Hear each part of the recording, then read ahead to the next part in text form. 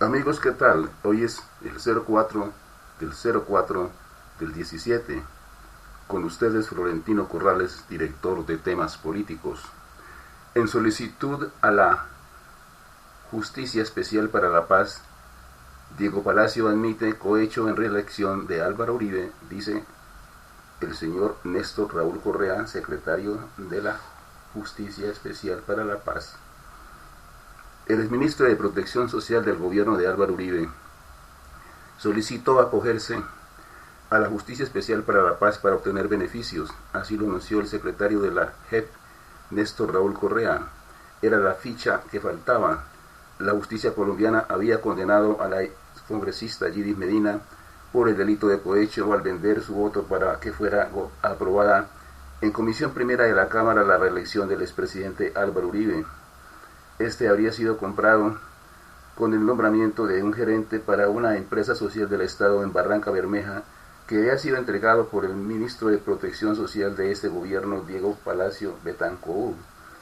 El alto funcionario del gobierno Uribe lo había negado en varias ocasiones, pero la Corte Suprema de Justicia en diciembre de 2015 lo condenó. En esa situación pedía que le dieran una segunda instancia de defensa. Seguía asegurando que era inocente y hasta amenazaba con ir ante tribunales internacionales, por lo que consideró una persecución política. Pero la clave estuvo en la Justicia Especial para la Paz, JEP. Diego Palacio solicitó acogerse a este Tribunal de Justicia Transicional, aunque hasta hace poco decía que no tenía nada nuevo que contar a las autoridades, pero al parecer no era así. El secretario ejecutivo de la JEP, Néstor Raúl Correa, confirmó que a su oficina llegó una solicitud del exministro para acogerse a la justicia transicional. Lo importante es la contundencia de lo que plantea el exministro Palacio. Sería el primer funcionario del gobierno Uribe que acepta que sobornó a Yidis Medina para recibir su voto. El argumento que esgrime en la carta por medio de la cual se postuló a la JEP se resume en que por esos tiempos, año 2005, se libraba una dura batalla contra la guerrilla y que era necesario, por el bien del país, darle continuidad a la seguridad democrática. Comillas, no podemos convertirnos desde el día 1 en rojo. La idea es que todo el mundo pueda acogerse a la Jurisdicción Especial para la Paz, JEP. De esta manera, el secretario ejecutivo de la JEP confirmó que a su oficina llegó la solicitud del exministro Diego Palacio, en un evento organizado por la Secretaría Ejecutiva de la JEP y apoyado por el Ministerio de Conflicto, el Gobierno de Canadá y el Fondo Multidonante de las Naciones Unidas, con presencia de funcionarios como el viceministro de Justicia Carlos Medina. Correa acaba de confirmar que un juez de ejecución de penas será quien examine la petición del exministro Diego Palacio de acogerse a la JEP. Correa expresó, comillas, a nosotros nos corresponde establecer si hay nexo directo o indirecto con el conflicto, pero no abrimos un proceso judicial. Le corresponde a los jueces de ejecución de penas decidir si el solicitante puede o no recibir la libertad transitoria. Luego los magistrados de la JEP deciden si el caso tiene o no relación con el conflicto. Fue un tema difícil, señaló Correa. Lo estudiamos con calma. El exministro Palacios recordó, el secretario ejecutivo encargado de la JEP pidió acogerse a la Justicia para la Paz, argumentando que él cometió el delito en cuestión, o sea, sobornar a la entonces representante Yidis Medina a cambio de su voto para cambiar la Constitución y permitir la reelección de Álvaro Uribe, porque para mantener la intensidad de los combates contra la guerrilla se necesitaba la continuidad del gobierno Uribe. Consultado sobre lo que sería la confesión de su exministro de Protección Social, el expresidente y ahora senador Álvaro Uribe le aseguró a la emisora Blue Radio que sostuvo una conversación con Palacio en la que éste le aseguró que en su petición para acogerse a la JEP no reconoció delito alguno relacionado con la reelección. Comillas, el Palacio me dice que no reconoce ningún delito, por eso lo condenó la Corte y por ello pedirá su libertad. Ese es el delito que no reconoce. Cuando él me dijo que se iba a someter a la Justicia Especial para la Paz, JEP, Declaró que la Corte lo había condenado injustamente. Me dijo que la decisión de Yidis de incriminarse buscaba afectar nuestro gobierno, cierra comillas, explicó el congresista. De acuerdo con el exmandatario, a su exministro de Protección Social le negaron la doble instancia y eso lo obligó a someterse a la JEP. Comillas, en mi mente tengo la conversación que acabo de tener con el ministro. Él me dice que está buscando la libertad, no reconociendo un delito que no cometió. A él le niegan tutelas y hay conversaciones grabadas de que el tema con el gobierno aún está político y no jurídico. No comprendo desde lo humano, o yo comprendo desde lo humano, la situación de Diego Palacio, cierra comillas, precisa Uribe. En temas políticos presentamos el informe del director. Puntadas con dedal. Las tragedias producidas por la naturaleza, como la de Mocoa, une y convoca a una solidaridad de cuerpo presente, necesaria y elocuente, cumpliendo la vieja frase, hoy por ti, mañana por mí. La reacción es casi inmediata y conlleva un sentimiento de dolor y acompañamiento leal y sincero en el más alto porcentaje.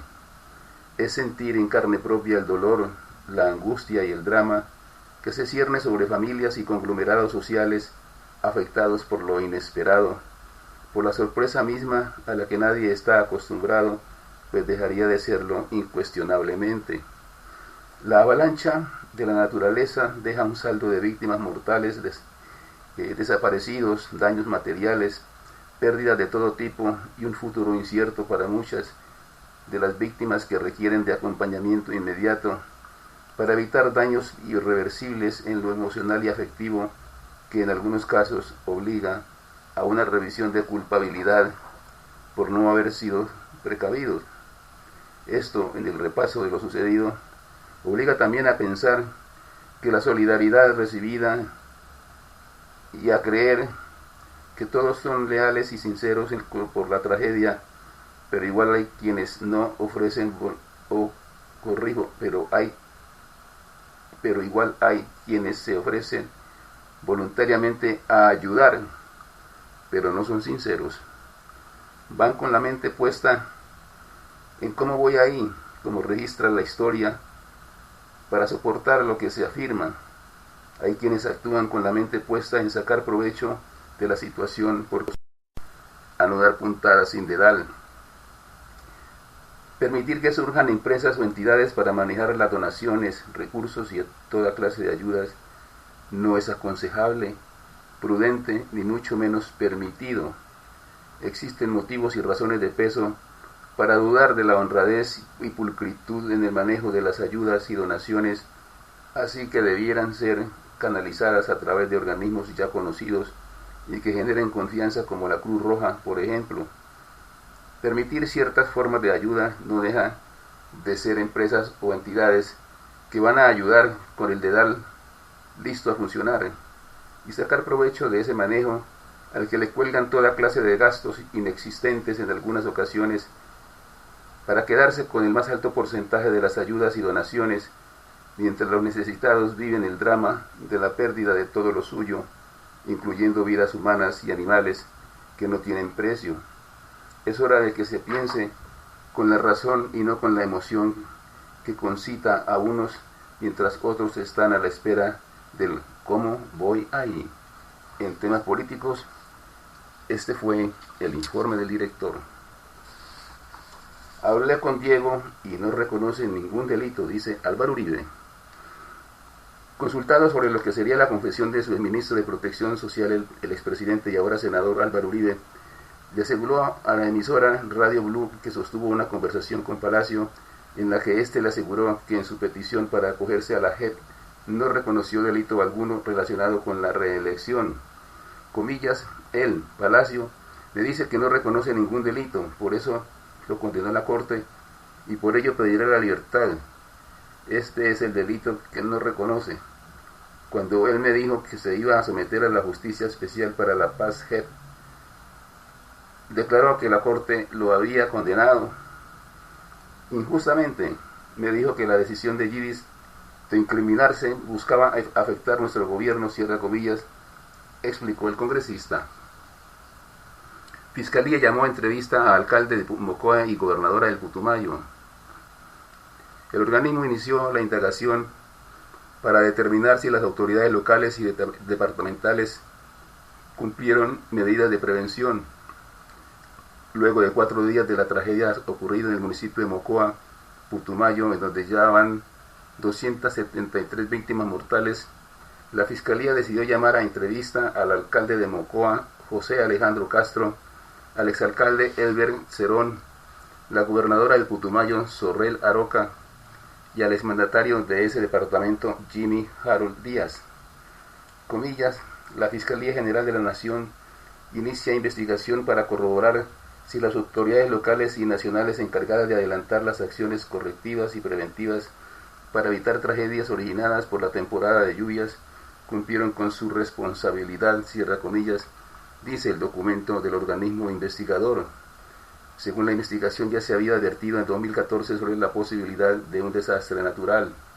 El fiscal general de la Nación, Néstor Humberto Martínez, se ha solidarizado con las familias de las víctimas, así como con los habitantes del municipio de Mocoa. Por su parte, el director de Medicina Legal, Carlos Valdés, explicó que la entidad ha recibido 273 necropsias y entregado más de 100 cadáveres y entregados 33 cuerpos sin vida de niños y niñas. Mocoanos que estén en zonas de riesgo serán reubicados, dice la gobernadora del Putumayo. Este martes, la gobernadora de Putumayo, Sorrel Aroca, dijo que todas las personas que se encuentren en zonas de riesgo cuando se defina el nuevo ordenamiento territorial de Mocoa serán reubicados para evitar más tragedias. Aroca aseguró también que por el momento hemos ayudado con comida caliente y otras cosas para intentar hacer más llevadera esta situación, la cual se ha complicado por la cantidad de gente damnificada. Vamos a superarlo poco a poco, agregó la gobernadora en conversación con Blue Radio, quien espera que con este nuevo ordenamiento se conozcan los puntos críticos de la ciudad, lugares que representan zonas de posibles desastres como el ocurrido el pasado 31 de enero, cuando una avalancha de lodo, agua y tierra sepultó a más de 273 personas en la capital del Putumayo luego del desbordamiento de 3 ríos. Cualquier ayuda es bienvenida, ropa en buen estado, alimentos no perecederos y demás cosas que sabemos que la gente quiere donar para aportar algo. También queremos que especialistas visiten la zona y nos ayuden a ver todo el tema de la rehabilitación, concluyó la mandataria. El gobierno dará ayudas para reconstruir negocios destruidos en Mocoa. El Ministerio de Comercio informó que brindará ayuda a los comerciantes de Mocoa afectados por la avalancha que deja hasta el momento más de 260 víctimas mortales. De esta manera, los comerciantes que lo perdieron todo contarán con recursos de cofinanciación del 80% del valor total del nuevo negocio y el 20% restante será entregado a través de una línea de crédito especial de Bancoldex, anunció la ministra. La ministra de Comercio, María Claudia Lacouture, explicó que se han encontrado 556 establecimientos afectados. Ahora el paso a seguir que hemos acordado con la alcaldía de Mocoa es encontrar un espacio donde podamos reubicar a los comerciantes y reubicar la plaza de mercado. El crédito que otorgue Bancoldex a los comerciantes de Mocoa tendrá un periodo de gracia para empezar a efectuar los pagos mensuales y tendrán una tasa de interés especial. Además, el Fondo Nacional de Garantía respaldará el préstamo, por lo que no hay necesidad de codeudor.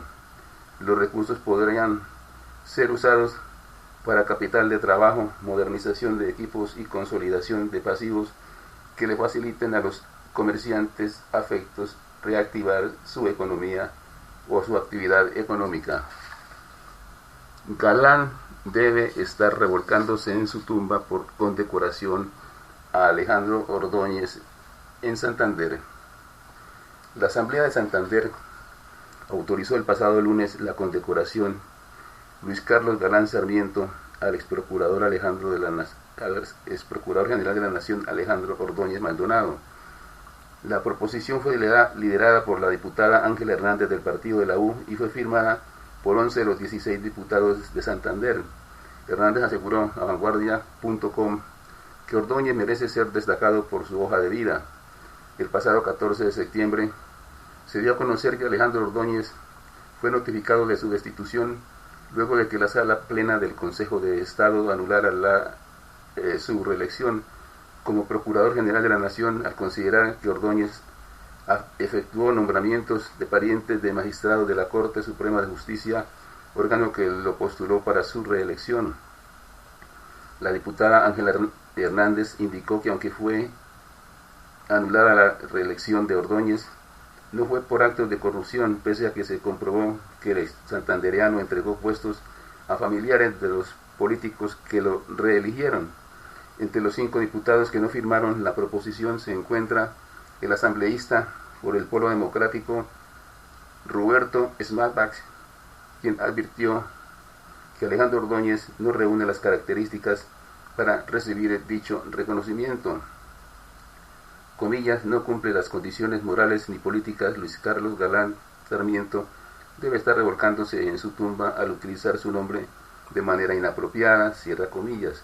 Según Smalbach, el funcionario no tuvo un trabajo sobresaliente al estar en cargo de la Procuraduría General de la Nación, ya que en su opinión no actuó de forma adecuada frente a temas como el caso Odebrecht, agroingreso seguro, falsos positivos y chuzadas a las cortes y periodistas. Siempre obra con el sesgo ideológico, político, de raza y religiosos para imponer sus criterios y perseguir a quienes considera sus enemigos. Además, el diputado señaló que pese a que expresó su desacuerdo con la condecoración a Ordóñez, su nombre apareció en la proposición, por lo que acudirá a mecanismos legales para que se cambie el documento. Comillas, realizaré derechos de petición para que se reversen la proposición y la presenten ellos sin incluir a quienes están en contra. Si no lo hacen, acudiré a una acción de tutela.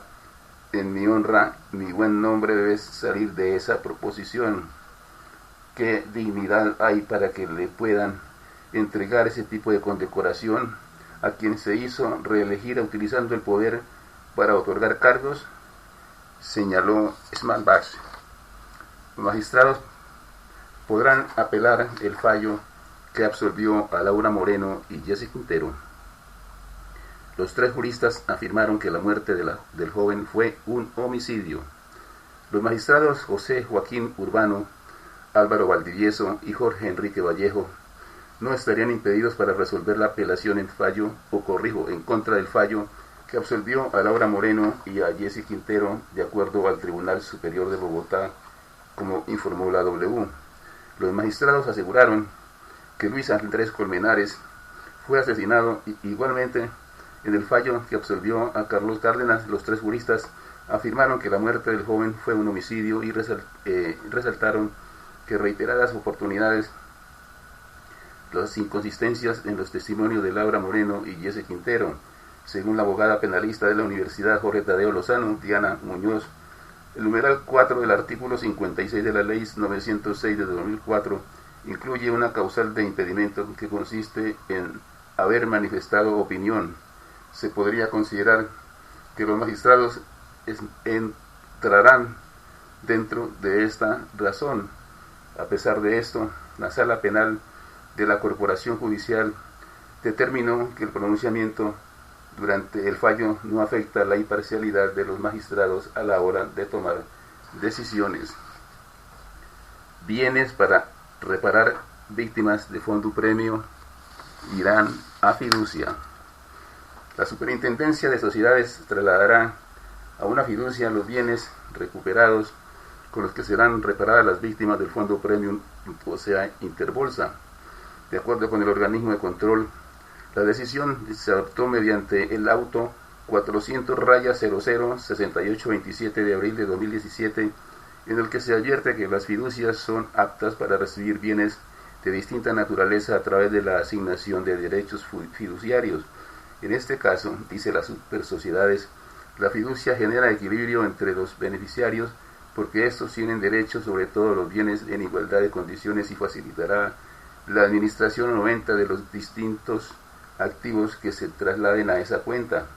El auto del organismo de control societario agrega que con el fideicomiso se consigue el propósito de pago y es el usuario quien define el mejor momento para convertir estos derechos fiduciarios en efectivo. Este mecanismo es razonable y equitativo y además agrega valor, pues los afectados pueden verse beneficiados por los eventuales mayores precios de venta, pero bajo ciertas restricciones, agrega el auto expedido por la Delegatura de Procedimientos de Insolvencia. A la fecha, recordó el superintendente Francisco Reyes Villamizar, la suma reintegrada a los afectados supera los 175.000 millones de pesos. Con estos recursos, 730 reclamantes ya han recuperado la totalidad de su dinero y los restantes 303 han recibido como mínimo más de 170 millones de pesos cada uno. El mecanismo de fiducia ya se había utilizado en varios casos adelantados por la Superintendencia de Sociedades, en particular en la liquidación de Interbolsa Holding. La medida cuenta con el respaldo de varias decenas de víctimas, quienes manifestaron que la fiducia es un instrumento ágil y útil para la recuperación del dinero invertido. Maduro rechaza resolución de la OEA sobre crisis en Venezuela. El presidente venezolano Nicolás Maduro rechazó este lunes una resolución de la OEA en la que declaró una grave alteración inconstitucional en su país y dijo que ese organismo se ha convertido en un tribunal de inquisición. Es un comunicado insulso, abusivo e inoperativo, dijo Maduro en una locución de radio y televisión en la que además denunció un golpe de Estado contra la presidencia del Consejo Permanente que asumió este lunes Bolivia. La declaración de Maduro se da después de que la Organización de Estados Americanos, OEA, aprobó este lunes por mayoría una declaración que afirma que en Venezuela hay una grave alteración inconstitucional del orden democrático y exige al gobierno de Nicolás Maduro que restaure la plena autoridad de la Asamblea Nacional de mayoría opositora. El texto fue aprobado por la mayoría, o sea, 19 de los 21 estados presentes en la sala, ya que solo se abstuvieron 4 de ellos, República Dominicana, Bahamas, Belice y El Salvador. El documento lo presentaron Argentina, Brasil, Canadá, Chile, Colombia, Costa Rica, Guatemala, Estados Unidos, Jamaica, México, Panamá, Paraguay y Perú. El texto no se sometió a votación, sino que se aprobó por mayoría de los estados presentes, según declaró el presidente interino del Consejo Permanente, el embajador de Honduras, Leonidas Rosa Bautista.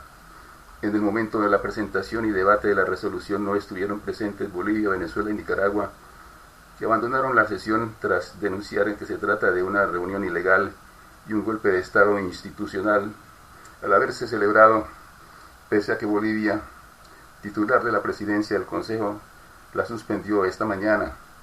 La resolución, el texto más duro aprobado en la OEA contra el gobierno de Nicolás Maduro, incorpora la posibilidad de que en la medida que sea necesario emprender gestiones diplomáticas adicionales para fomentar la normalización de la institucionalidad democrática, incluyendo la convocatoria a una reunión a nivel ministerial. Asimismo indica, a pesar de la reciente revisión de algunos elementos de dichas sentencias del Supremo sobre la Asamblea Nacional, es esencial que el gobierno de Venezuela asegure la plena restauración del orden democrático. De esa manera, los firmantes instan a Venezuela a actuar en los próximos días para garantizar la separación e independencia de los poderes constitucionales y restaurar la plena autoridad de la Asamblea Nacional, según la lectura que hizo del texto la embajadora de Perú, Ana Rosa Valdivieso. El embajador de Venezuela, Samuel Moncada, advirtió antes de salir de la sala que cualquier cosa que fuera aprobada en esta sesión no sería tomada en cuenta por su gobierno al considerar que la reunión es ilegal. El sábado, la Sala Constitucional del Tribunal Supremo de Justicia informó que después de revisar los contenidos de las sentencias, 155 y 156, publicadas el 28 y 29 de marzo respectivamente, aclaraba de oficio el contenido y suprimía las facultades supraconstitucionales de Nicolás Maduro y la que le da a la Sala Constitucional las competencias de la Asamblea Nacional de mayoría opositora. Famoso actor colombiano sobrevivió a la tragedia de Mocoa. Colombia tuvo un fin de semana devastador luego de conocer la avalancha en Mocoa que acabó con la vida de más de 200 personas. Ahora se conoce que un famoso actor colombiano sobrevivió a la tragedia de Mocoa. Se trata de Álvaro Rodríguez, quien le contó al espectador que estaba a pocos metros donde sucedió la avalancha grabando el cortometraje Aturdido en la sede del antiguo fondo ganadero ubicado en el barrio San Miguel. Comillas, estábamos grabando y de un momento a otro empezamos a sentir un temblor y cuando salimos a mirar vimos lo que estaba pasando. El río se estaba desbordando frente a nosotros. Cierra comillas.